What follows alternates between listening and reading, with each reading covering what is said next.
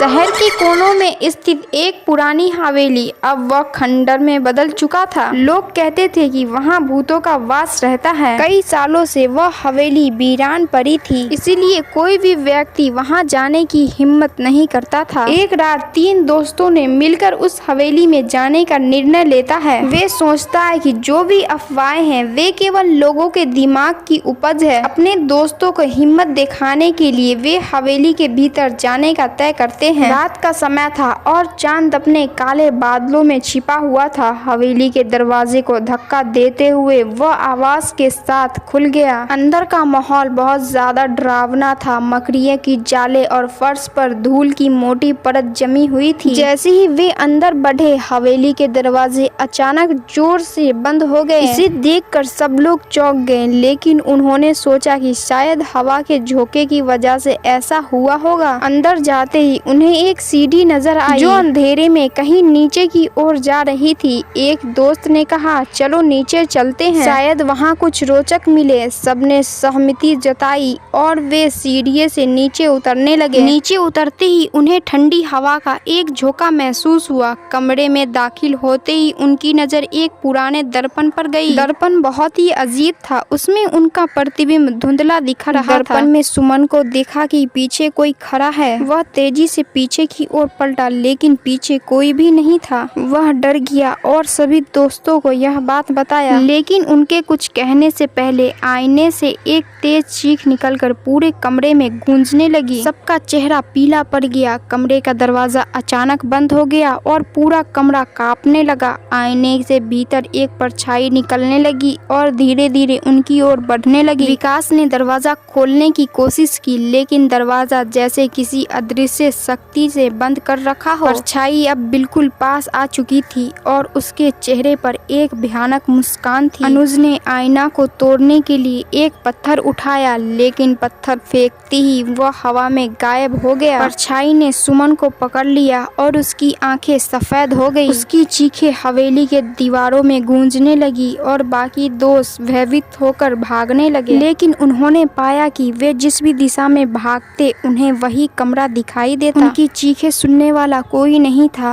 और धीरे धीरे उन चारों को परछाई ने निगल लिया था। अगली सुबह जब लोग हवेली के पास से गुजरे तो उन्हें कोई आवाज सुनाई नहीं दी, लेकिन हवेली के भीतर 4 नए चेहरे की तस्वीर दीवारों पर उभर आई थी। और तब से उस हवेली में कभी कभार हंसी और चीखे की आवाज गूंजने लगती है, जैसे वह चारों अभी भी वहाँ कैद हो।